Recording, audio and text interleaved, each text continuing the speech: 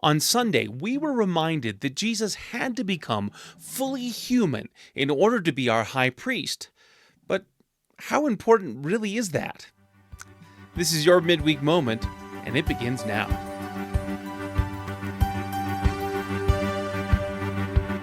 Hi, I'm Pastor Zach, and you're watching the Midweek Moment from First Evangelical Free Church right here in Colorado Springs. Pastor Rob continued his sermon series on Sunday on Jesus as our great high priest last week, and this week we looked at Hebrews 2, verses 9 through 18. In this passage, we saw that in order for Jesus to be our high priest, he had to become human. Because the second person of the Trinity became like us, became human, he is able to be merciful and a faithful high priest in matters pertaining to God, to make atonement for the sins of his people, which is what we read in Hebrews 2:17. We were also reminded that Jesus becoming human wasn't just a temporary thing. Jesus sits today at the right hand of the Father, and he is still human. While God, in his complete knowledge, certainly understood us before Jesus became human, mankind is able to relate to God because the infinitely powerful, all-knowing, ever-present, eternally existing God took on human flesh and lived a human life. While in the Old Testament, we could not see God's face and live, Jesus lived among us. He ate with us, slept with us, got tired and thirsty like we do, and experienced every kind of temptation that we still deal with today. This doesn't mean that Jesus had to fight off the temptation to be consumed with doom scrolling through Facebook or YouTube. But it does mean that Jesus, completely human, did have to deal with the temptation to be controlled by other things. While Jesus may not have had to deal with overindulging in a favorite sweet or beverage, he did have to endure the temptation to enjoy God's good gifts beyond moderation. And while Jesus didn't have the temptation of using artificial intelligence to complete an assignment he had been given, he did face Satan, the great accuser himself, as he offered a shortcut to power and earthly renown in Matthew 4. I sometimes wonder if we don't spend enough time contemplating just what it meant for Jesus to make himself as we are, to endure all the things that we do. On a completely human level, we may decide not to take advantage of our position or ability in order to relate to someone else. But there is no comparable scale to which Jesus restrained his divine nature for us. The earlier verses in Hebrews 1 through 2 show that Jesus had supreme power over all creation. Both in Hebrews and in the first chapter of John, we see that Jesus was the agent of creation and the sustainer of all the universe through his very words. I'm often overwhelmed by the sheer scale of the universe, how incredibly huge it is. Just in our solar system alone, the size of our nearby celestial bodies makes me feel infinitesimally small. If you were to put the mass of our planet inside Jupiter, for instance, you could put over 1,300 Earths inside the gas giant. And if you were to do the same thing with Jupiter and the Sun, you could fit over 1,300 Jupiters into the Sun. And the Sun is comparatively small when compared to other stars.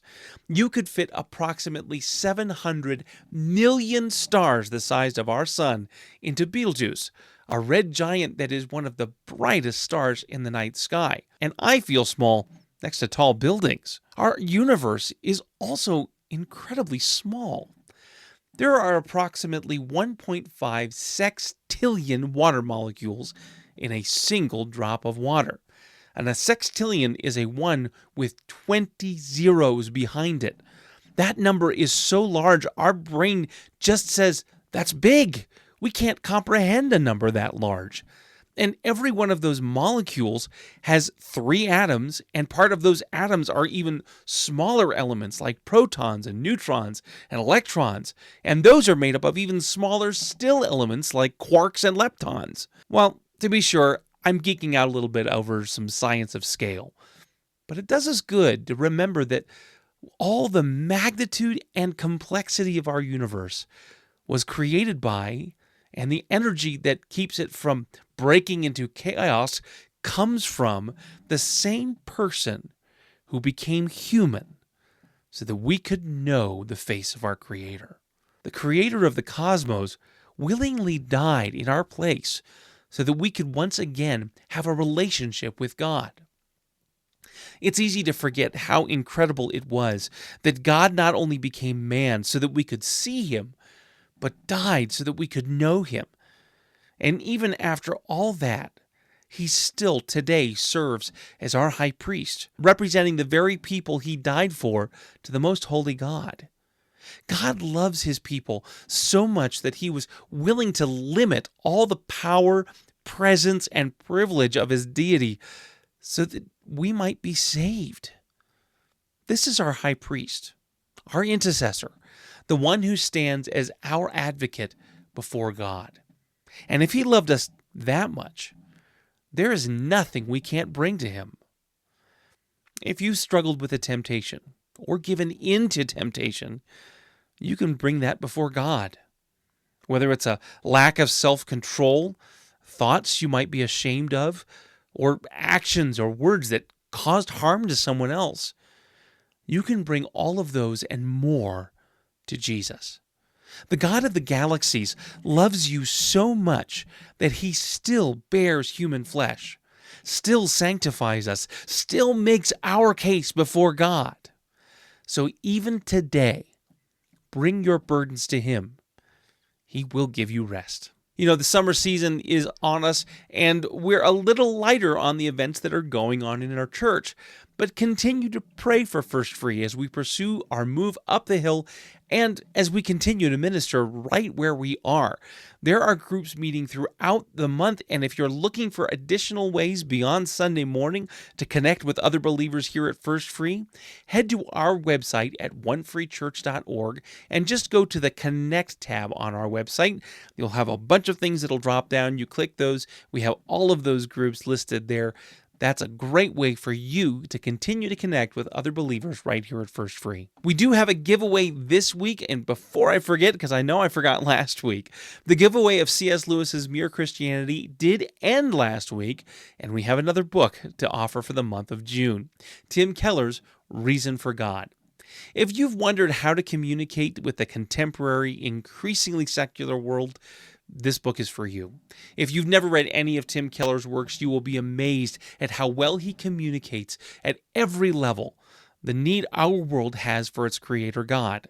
You can enter to get your copy of Reason for God by leaving any relevant comment in the description below. We will randomly choose someone from the responses throughout the month to the Midweek Moment, and at the end of the month, we'll give that giveaway. Thanks for watching, and we'll see you next week or see you on Sunday right here at First Free and on our YouTube channel. Thank you for watching again. We'll see you next time.